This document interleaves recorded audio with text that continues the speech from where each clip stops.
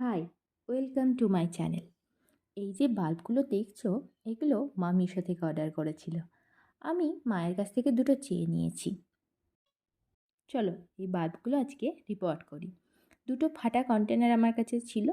কন্টেনারগুলো ভালো করে পরিষ্কার করে তার ভেতর আমি কিছুটা প্রথমে বালি দিয়ে দিয়েছি। তারপর দুটো কন্টেনারে অল্প অল্প করে কিছুটা মাটি দিয়ে দিয়েছি। এবার এই যে বাল্বগুলো সেগুলো এই মাটির উপর আলতো হাতে বসিয়ে দিয়েছি। এই বাল্বগুলো থেকে কীরকম ফুল হবে সেটা আমি ভিডিওর শেষে তোমাদেরকে দিব, তোমরা দেখে নিও।